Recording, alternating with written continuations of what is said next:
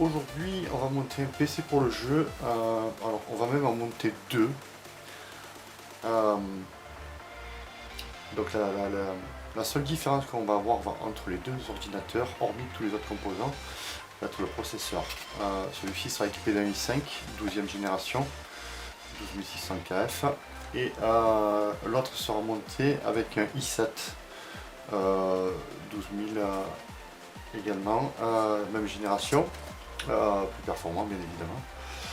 Donc on va commencer par le i5. Qu'est-ce qu'on va lui ajouter? Un disque dur VD Black pour le système, 32 Go de mémoire, 2x16 en RGB.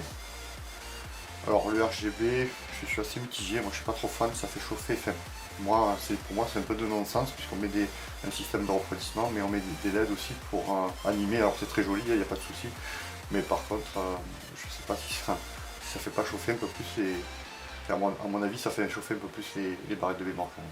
Mais bon, ça fait joli. C'est pour la déco. Un disque dur Mecha, donc là je crois que c'est un 2 Tera. Donc c'est du Western Digital, on va pas découvrir, on verra tout à l'heure. On aura une alimentation. Je ne sais pas si vous savez comment calculer une alimentation. Vous avez des constructeurs qui ont des calculateurs d'alimentation Voilà, donc ça vous permet avec tous les éléments de définir votre alimentation à plus ou moins de 70 à 100% d'utilisation. Donc là, le calcul nous a donné une alimentation de 750 à 1000 watts. On est parti sur du 850 watts pour être confortable. Et c'est chez Enermax. On a pour la partie graphique une petite 3070 Ti de chez Gameworld. Donc voilà. Bon, après la carte graphique, généralement moi je suis plus Asus, mais il n'y a rien de disponible actuellement.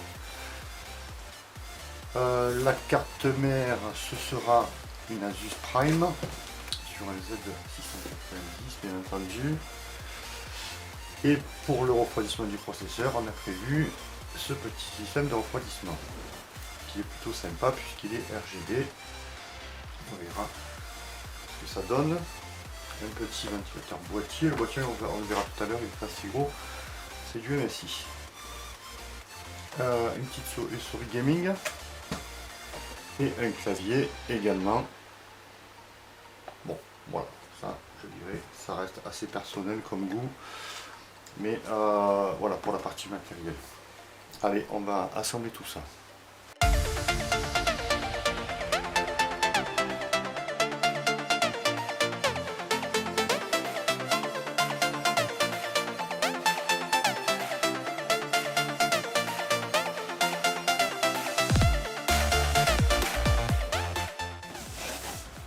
Donc première étape, la carte mère.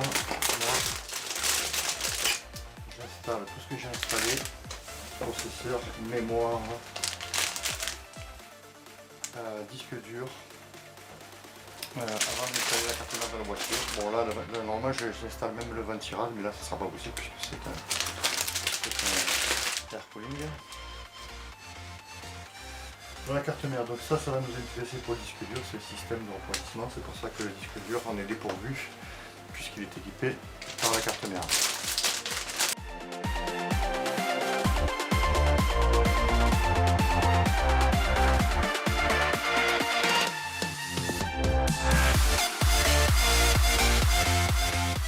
On va installer le disque dur.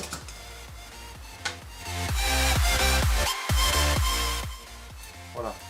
On a un pad qui va nous permettre de faire la cohésion avec le disque dur.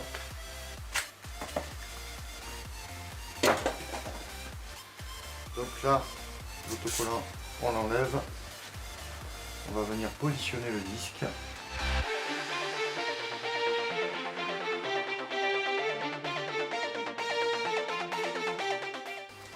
Voilà, on libère le pad, essayez de ne pas trop l'endommager comme je viens de le faire.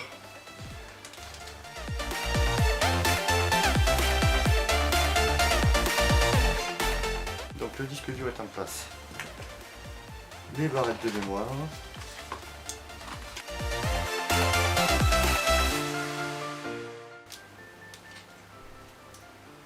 je me trompe de sens.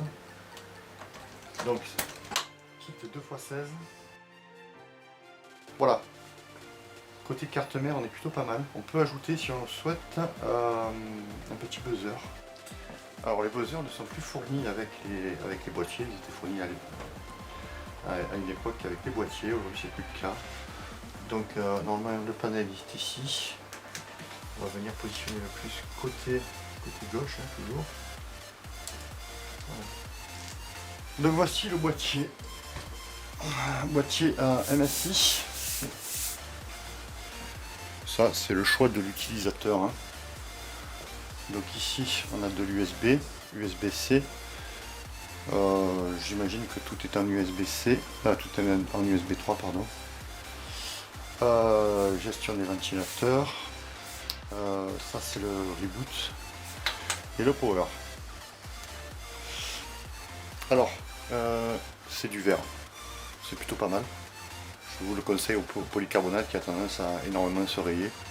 Donc ça se raye beaucoup moins. Il faut vraiment insister pour arriver à rayer ce type de verre.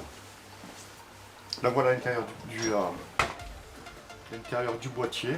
La carte mère est assez grosse, donc elle va prendre une bonne partie. La carte mère, pardon. La carte graphique est assez grosse, donc elle va prendre une bonne partie du boîtier. Donc ça, il faut y faire très attention quand on prend un boîtier.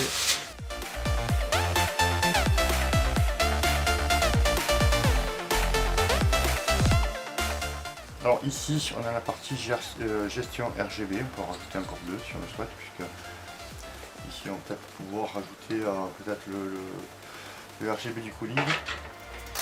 Se monter sur velcro, c'est plutôt pas mal. Alors en dessous ici, on a le support pour les disques durs. C'est demi, on va en monter un avec ici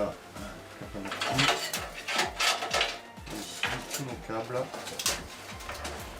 Câble ventilateur, alimentation ventilateur, puisqu'ici c'est uniquement le RGB. Voilà, donc ces câbles vont partir sur la carte mère. On verra s'il y en a assez ou pas.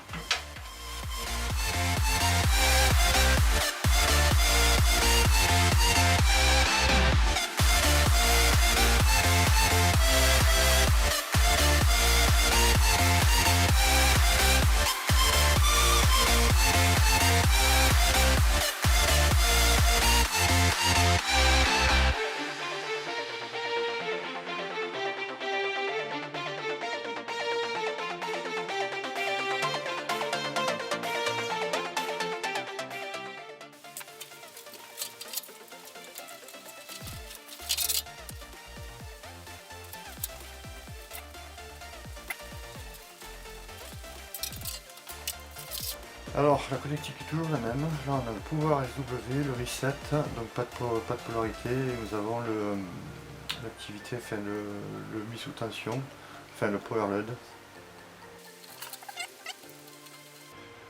J'ai oublié le support comment ça s'appelle, du système de refroidissement. Bon, c'est pas très grave. La carte mère est accessible depuis l'extérieur, enfin depuis l'arrière. Donc moindre mal. J'aurais bien aimé le pompe-monteur, je sais pas pensé. Alors c'est un tech qui va nous assurer le refroidissement du processeur. Hein.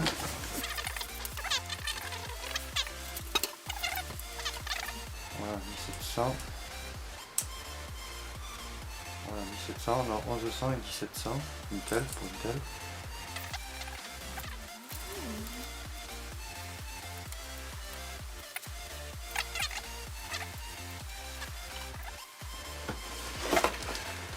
Donc là-dedans, le radiateur avec sa pompe.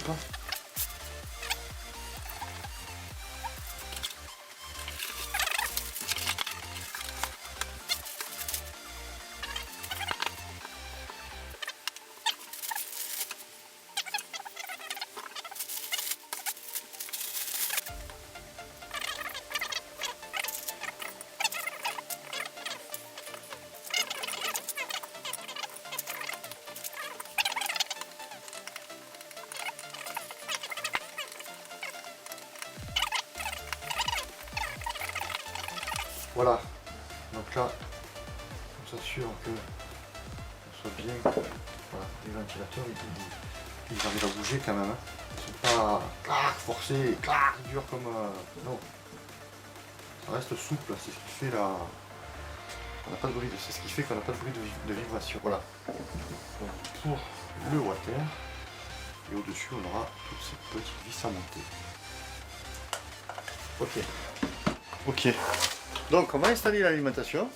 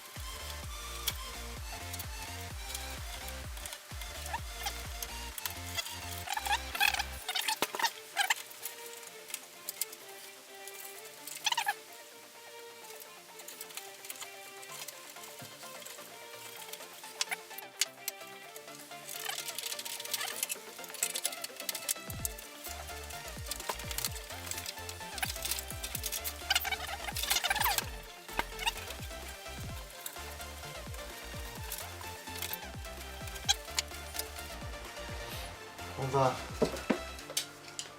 continuer avec ça.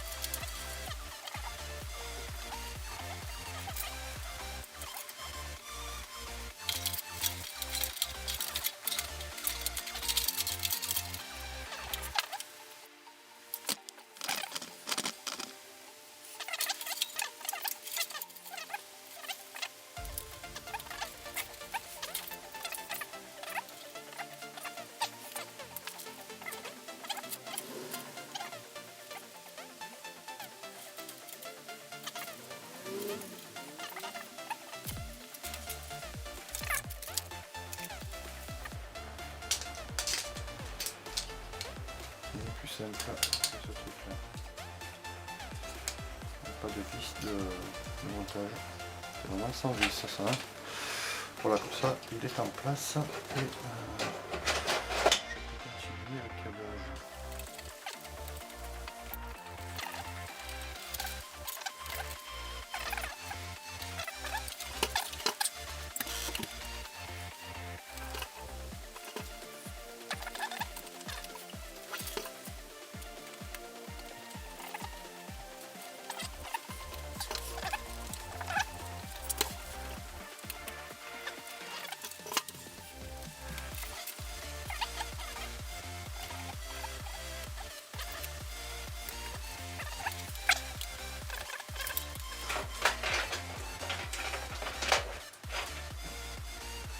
Alors, voilà, on va positionner la petite carte graphique. Voilà, elle rentre super bien, pas de soucis de ce côté-là.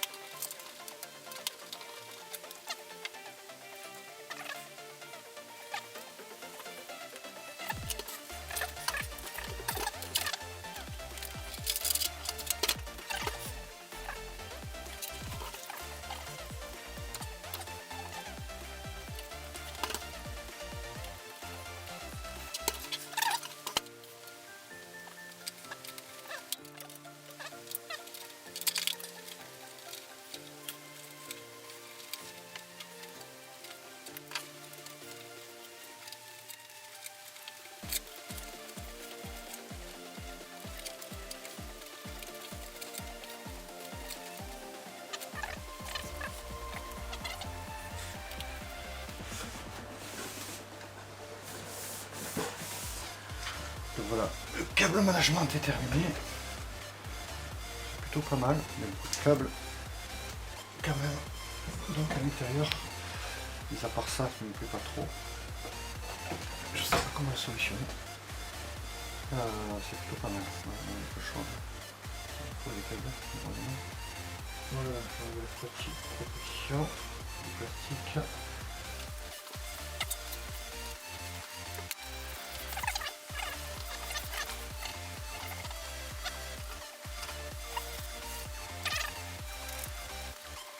Voilà, l'intégration est plutôt réussie. On va voir ce que ça donne une fois allumé. Allez, c'est parti. Alors voilà un petit peu les couleurs, c'est sympa. On peut changer. Il y a un bouton sur le boîtier. Jaune. Hop. Hop, blanc. Bien le blanc. Bleu. Un peu comme pour la piscine en fait. Jaune. Rouge. Et RGB.